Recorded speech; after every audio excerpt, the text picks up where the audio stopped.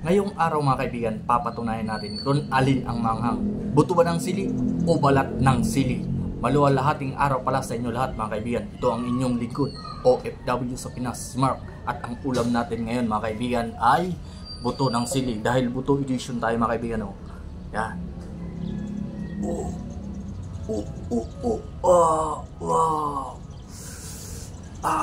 Ang sarap nito mga kaibigan. Ang sarap nito. Sulit na sulit mga kaibigan, oh. Diba? Sabi ko kasi kay Mrs. mga kaibigan, sayang kung itapon niya yung sili. Nagluto kasi kami ng alamang kanina at nilagyan namin ng sili.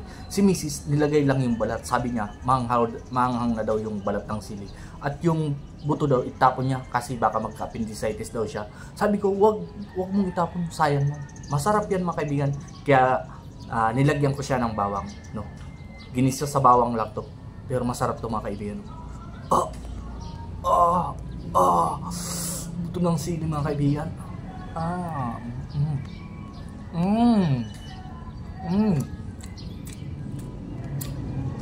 Yummy mga kaibigan. Wala pang sayang ano.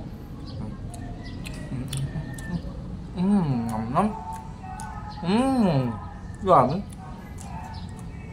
Pag mga Bicolano talaga mga kaibigan, kaya kami natawag ng Bicolano kasi yung sili inuulam namin. So sa ibang lugar nilalagay lang nila pampabagay sa mga pagkain.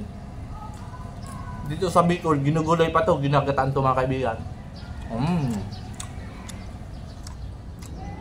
Ako naman mga kaibigan, pinaka-paborito ko talaga yung purong-puro, itong buto. Para sa akin mas masarap yung buto mga kaibigan kaysa sa balat.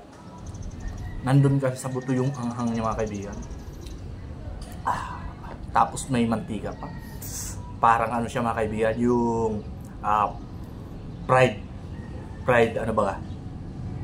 Fried sinangag. Fried sinangag o fried rice? Basta yun na yun mga kaibigan. Basta ang sarap siya mga kaibigan, no? Ganado naman tayo nito. Magtrabaho sa maghapon. Pampainit to ng katawan mga kaibigan. Lalo tayo mag-iinit sa trabaho nito. Ang sarap.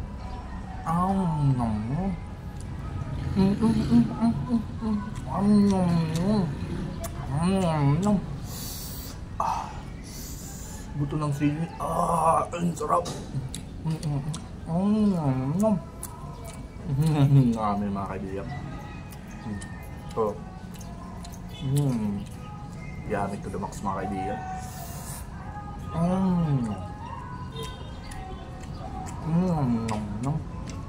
Malakas ito mga kaibigan. Yummy. The best mga kaibigan. May mga audience tayo dito. Baka magpa-picture din sa atin mamaya. Nandito pala tayo mga kaibigan sa Bulacan Marinsur. Maganda yung view natin, no? Bulacan Marinsur, shout out sa inyo lahat dyan. Mga tropa natin dito at mga kapanalig natin. Grabe mga kaibigan. Bicolano ka pag kumakain ka nito.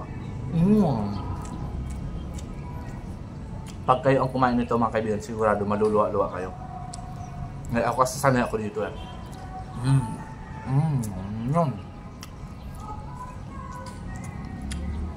Grabe yun. The best mga kaibigan. Walang sayang yung sili namin.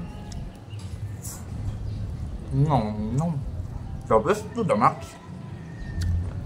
Kaya kayo mga kaibigan, huwag nyo itong gagayan sa bahay nyo, no? Na mga eksperto lang ang gumagawa nito.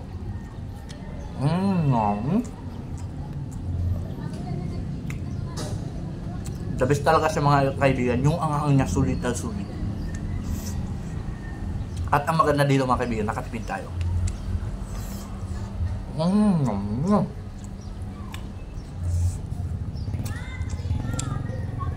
Gamit to the max.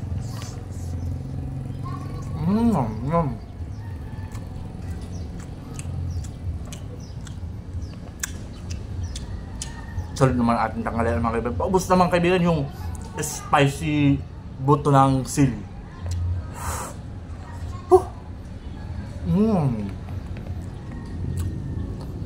The best.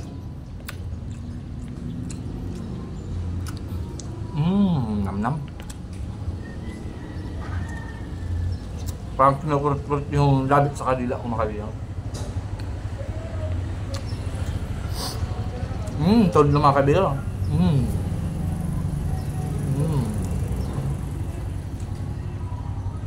Maraming salamat para mga kaibigan sa mga solid supporters natin at mga loyal top fans.